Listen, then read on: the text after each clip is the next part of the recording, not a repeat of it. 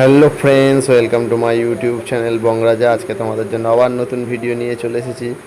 অবশ্য ভিডিওটা দেখে বুঝতেই পারছো যে কোনো ধর্মীয় স্থানের ভিডিও, তো দেখতে থাকো আর পুরোটা বুঝতে।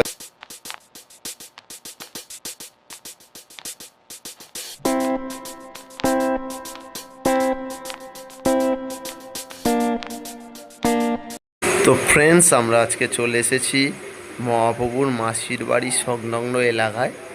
এখানে দর্শনীয় স্থান অনেক কিছুই আছে, মন্দির আছে।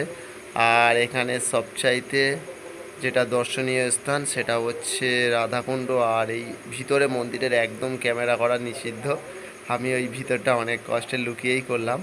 আর এখানে যেসব সাধু সন্ত বা বাবাজিরা থাকে তারা সম্ভবত ধান চাষ করেছিল, তাই চারপাশে ধান শুকোতে দেওয়া আছে।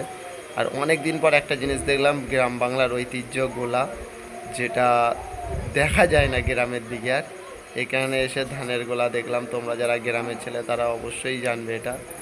আর এটা হচ্ছে ওখান থেকে একটু নিচে নেমে কেলি কদম বৃক্ষ, যেটা আমাদের গ্রামের দিকে কেল কদম গাছ বলা হয়। আর এখান থেকে একটু নিচে নামবো, তারপরেই তোমাদের রাধাকুণ্ডটা দেখাতে পারবো আমি।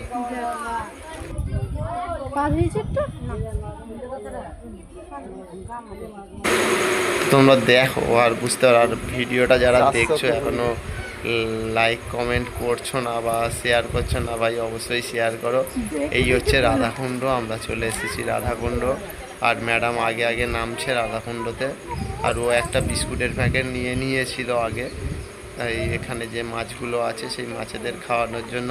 আর একটা জিনিস কি আগে বলে দেই, এই পুকুরে যেসব মাছ ছাড়া আছে এই মাছগুলো কেউ খায় না। এখানে সাধু সন্তরা সম্পূর্ণ নিরামিষভোজী, তাই এখানে কেউ মৎস্য আহার করে না। এই মাছগুলো জাস্ট পোষা আছে, না এগুলো ধরা হয় না খাওয়া হয়।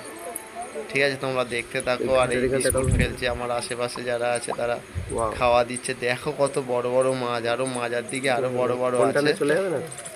এই দেখো সামনেটা কেমন বিস্কুটটা খেয়ে নেয়।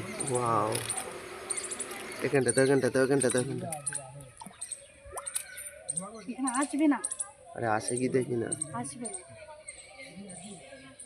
আসবে না, আসবে না, একটু জলে থাকে না।